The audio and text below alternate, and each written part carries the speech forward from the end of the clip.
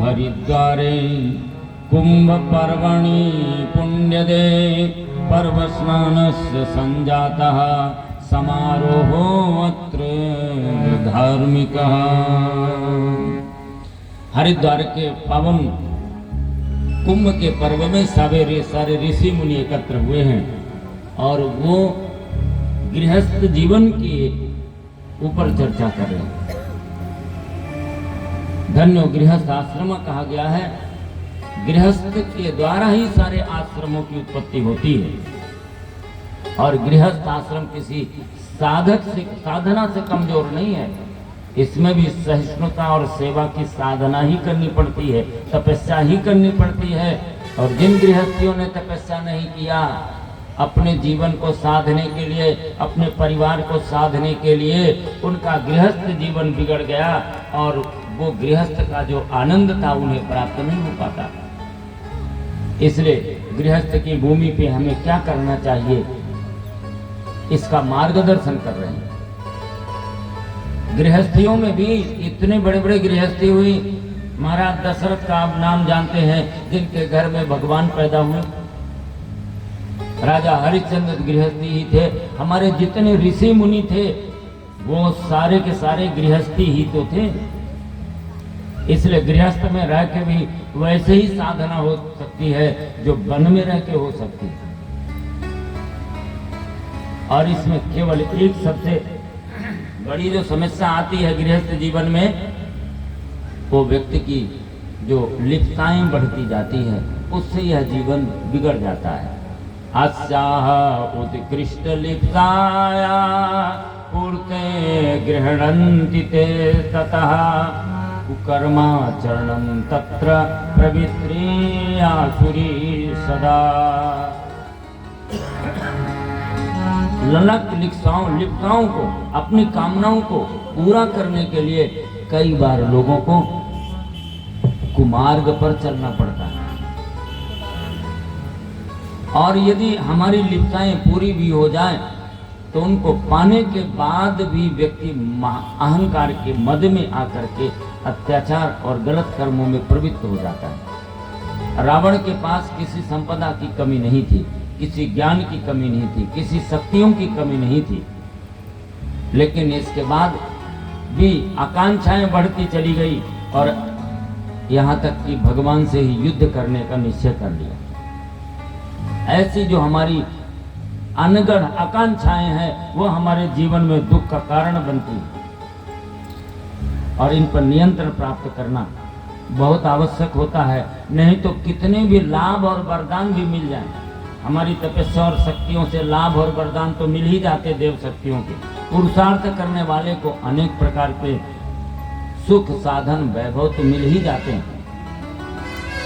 आपने सुना होगा भस्मासुर का नाम, उसका नाम पहले था वृकासुर और वृकासुर भगवान शिव का बड़ा भक्त था और रोज ताजी मुर्दे की भस्म ले जा करके चढ़ाता था भगवान शिव जी को। कभी कभी ऐसा भी समय आता था कि लकड़ी गीली है और उपलब्ध नहीं हुआ तो उसको बड़ी परेशानी होती थी, तो भगवान शिव से कहा कि आप मुझे ऐसा वरदान दो कि मैं जिसके सिर पे हाथ रखूं वो भस्म हो जाए और वो राख मैं आपके माथे पर चढ़ा सकूं। तो भगवान शिव भोलेनाथ तो औघड़दानी है, उन्होंने वरदान दे दिया। ठीक है, उस वरदान का उपयोग ज्यादा समय तक अच्छा नहीं कर सका। कुछ समय तक तो इसीलिए करता था कि भगवान शिव को भस्मी चढ़ानी है, कहीं से नहीं मिला तो जिसकी मर्जी आई हाथ धर दिया, वो भस्म हो गया, उसकी भस्म ले जाके भगवान शिव को चढ़ा दिया। लेकिन बाद में उसके मन में आया कि क्यों न एक बार शिव जी के ऊपर ही हाथ रख दिया जाए और शिव जी भस्म हो जाए तो मैं पार्वती जी को अपनी अर्धांगिनी बना लूं। ये उसकी ललक लिप्ताने भगवान शिव को उनके ऊपर हाथ रखना चाहा और भगवान शिव भागे भागे घूमने लगे। भगवान नारायण ब्रह्मचारी का रूप बन करके आए और उन्होंने समझाया, अरे वृकासुर कहाँ भाग रहे हो?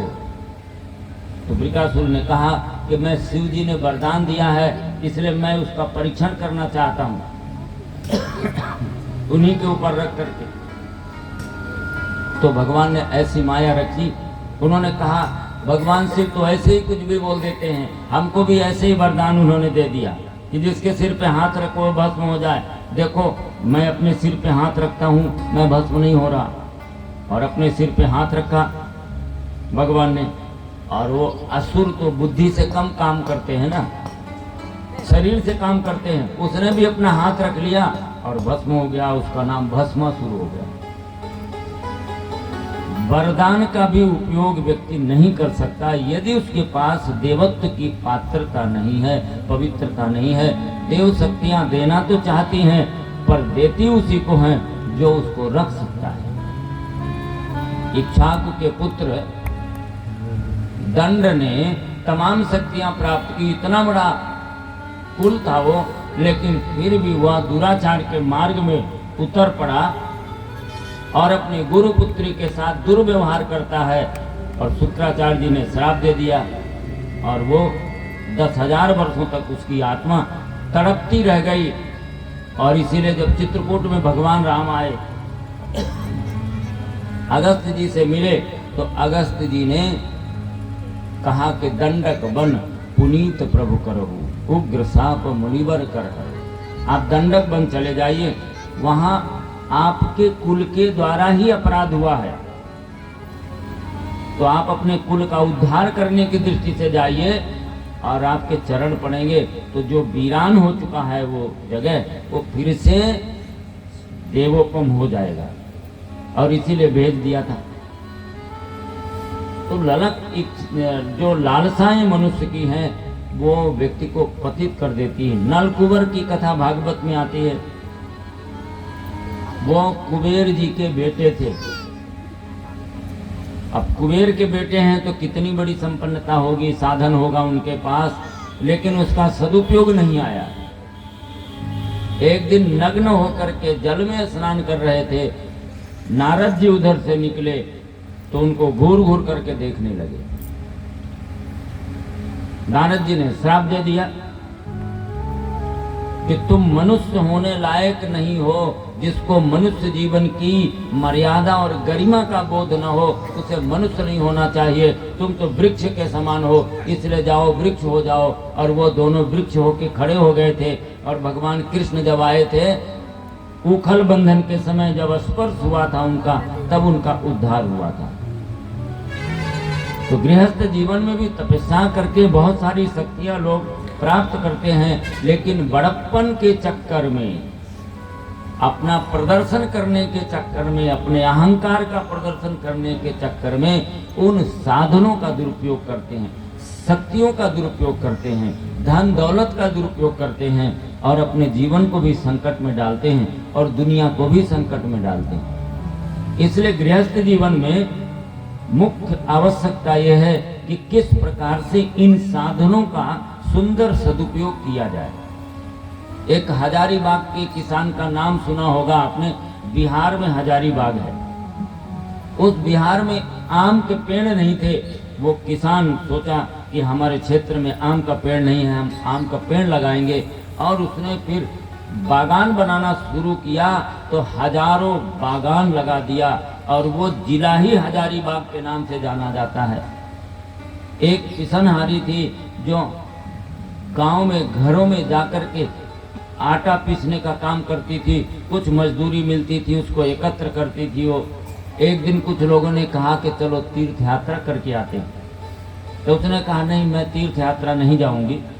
मेरे पास जो पैसा है इस पैसे से हम गांव में एक कुआं बनाएंगे, क्योंकि उस गांव में कोई मीठे पानी का कुआं नहीं था। आगरा के पास वो जगह है।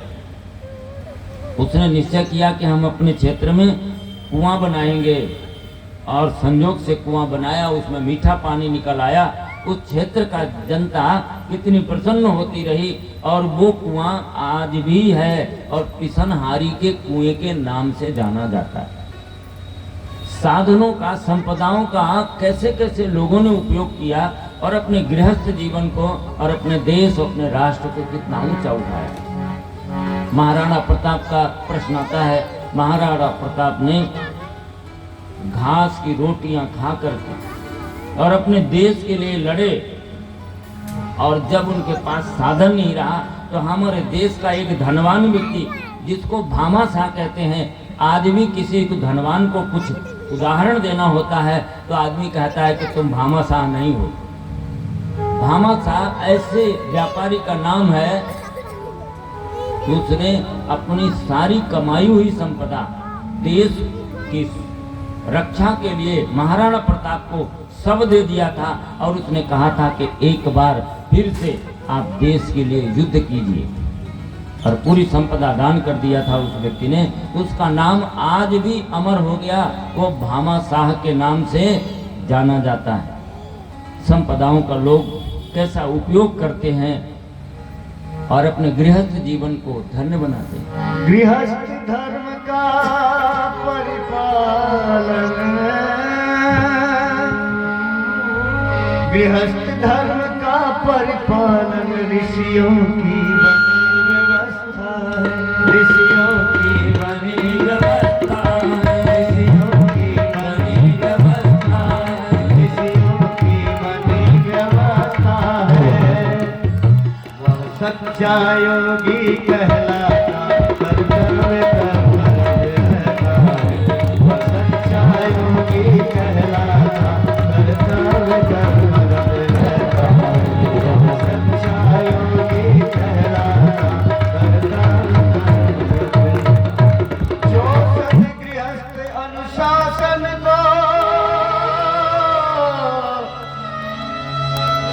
जो सद्गृहस्थ अनुशासन को निष्ठा के संग निभाते, निष्ठा के संग निभाते, निष्ठा के संग निभाते,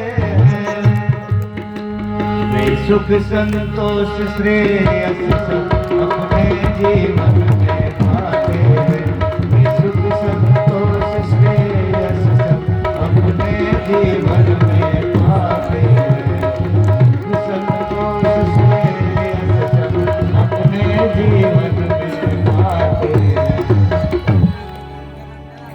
तो बिना देव मानव बने हुए महामानव संज्ञानात्पादन विहोदितम, बिना महामानव बनाए हुए गृहस्थ और भारतीय संस्कृति की व्यवस्था नहीं चल सकती।